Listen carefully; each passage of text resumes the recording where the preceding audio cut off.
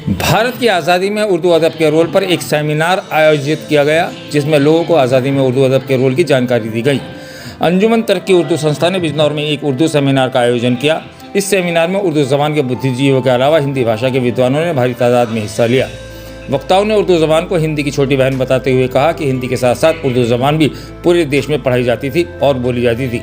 आज़ादी के आंदोलन में सन 1857 से 1947 के बीच उर्दू ज़बान ने अहम रोल अदा किया था। उर्दू ज़बान ने इनकलाब जिंदाबाद, सरफरोशी की तमन्ना अब हमारे दिल में है जैसे नारे दिए।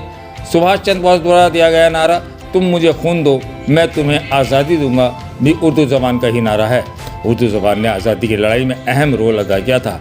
आज भी शायर उर्दू ज़बान में ही वतन के गीत गाते हैं। कार्यक्रम के अंत में उर्दू ज़बान के साहित्यकारों के साथ साथ हिंदी भाषा के विद्वानों को भी सम्मानित किया गया। आप यहाँ पर एक उर्दू के प्रोग्राम में आए हैं, जबकि आप हिंदी के बड़े बड़े साहित्यकार हैं, तो कैसा महसूस होता है कि इन लोगों के बीच में आकर और ये उर्दू और हिंदी ज़बान में क्या समानता है और क्या भाईचारे का संदेश देना चाहेंगे आप? देखिए, अंजुमन का जो आज का ये प्रोग्राम है बहुत ऐतिहासिक कार्यक्रम है, क्योंकि इसमें न केवल उर्दू की चर्चा हुई है बल्कि हिंदी साहित्य को भी हम उर्दू के साथ किस तरह से आगे ले जा सकते हैं, इस पर विद्वानों ने बड़ी व्यापक चर्चा की है।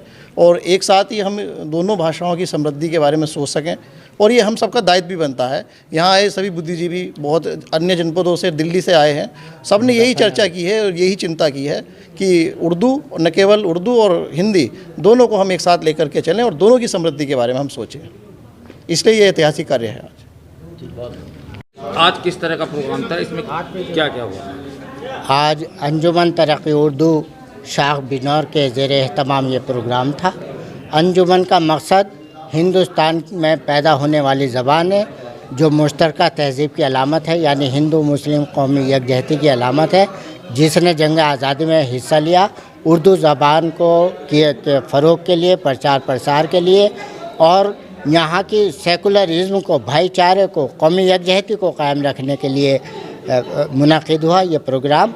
और इस प्रोग्राम में हमने डॉक्टर पंकज भारद्वाज को हिंदी फ़ख्र हिंदी सहाफ़त यानी पत्रकारिता का अवार्ड से नवाजा, और रूही रक्षंदा रूही साहिबा जो दिल्ली से तशरीफ़ लाई, वो नावल निगार हैं, उर्दू हिंदी दोनों में काम करती है, उन्हें क़ुर्रतुल ऐन हैदर अवार्ड से नवाजा।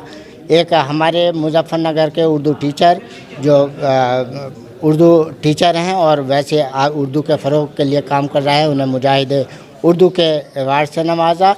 हमारे अरशद नदीम साहब जो उर्दू हिंदी दोनों के सहाफ़ी हैं और शायर भी हैं, उन्हें हमने अख्तरुल ईमान यानी ज़िले की जो नामवर शख्सियात गुज़री हैं जिनका अदब में और बिजनौर में काम है और बिजनौर का नाम रोशन किया है, उन सबको नवाजा है। हमारा मकसद ज़िले में कौमी यकजहती, भाईचारगी बनाए रखना और ज़बानों की फ़रोग़ का काम करना है। आप कह रहे हैं कि ज़बानों की फ़रोग़ का मामला करना है, मगर मैं यहाँ देख रहा हूँ कि 10, 20, 30, 40, 50 बुद्धिजीवी आते हैं, वो एक सेमिनार करते हैं और उसका आम पब्लिक से, आम जनता से कोई मतलब नहीं रहता। तो आप क्या चाहेंगे आम जनता में ये प्रोग्राम ज़्यादा लोगों में ज़्यादा मशहूर हो, ज़्यादा लोग इस तवज्जो दें, तो आप क्या करेंगे या इसी तरह की फॉर्मेलिटी पूरी करके कराते रहेंगे? आज के दौर में जो बुद्धिजीवी भी है, मैं समझता हूँ कि वो दो बातें समझ रहे हैं कि उर्दू मुसलमानों की ज़बान है, हिंदी दूसरे फ़िरक़े की ज़बान है, जबकि ये हिंदुस्तान की ज़बान है। हमें बुद्धिजीवियों से भी ये आग्रह इसी बेस पे करते हैं कि वो अपने अपने इलाके में जा कर के, अपने अपने क्षेत्र में जा कर के इन दोनों ज़बानों के फ़रोग़ में काम करें। ये एक धरोहर है हिंदुस्तान की, हम इसे मिटने नहीं देंगे, हम इसे ख़त्म नहीं होने देंगे। ये प्रेम भाईचारगी की ज़बानें हैं दोनों, और दोनों का फ़रोग़ करना हमारी ज़िम्मेदारी है।